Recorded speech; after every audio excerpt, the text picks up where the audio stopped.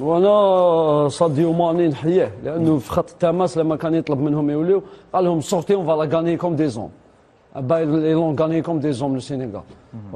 كان شوف البطوله هذه كل المباريات، البطوله هذه بدات موجهه مسيره نحو هدف واحد.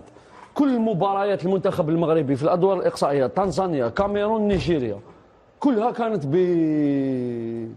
يافي دي تلاعب يافي لولوش في المباريات. بعدها في الدور النهائي انا لما شفت ركله سي ان بينالتي سوفت ما كاش سي كونتاكت على لا بال لا تيليزي ساما وحط راسو خرج الكره تروح تصفر ركله جزاء. وشوف الثلاثي اللي كان في التحكيم، نقامادو هذا الحاكم الكونغولي المقيم في المغرب، حاكم الفار المسؤول على الفار اتشو صاحب الفضائح، والحكم الرابع هو ابونجيل. العرس كان واجد يعني قبل المباراه.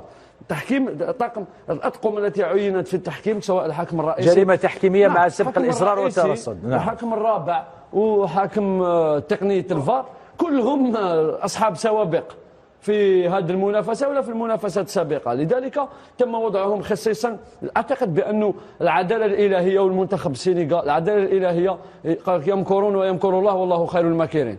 العداله الالهيه كانت اقوى من كل المخططات من اجل نيل اللقب بعد 50 سنه. اعتقد بان الحلم اليوم يتبخر مره اخرى. اعتقد بان المنتخب المغربي لن يكون امام فرصه مثل التي حدثت في هذه الدوره في سنه 2026 للحصول على اللقب منذ 1976، يعني 50 سنه بعد. اعتقد بانه ضربه قويه لهم في افريقيا، لانه المنافسات القادمه لا اعتقد بانها ستصل بدرجه الفضائح وكل ما حدث في هذه الدورة إلى مستوى هذه الدورة. نعم، إذا نهائي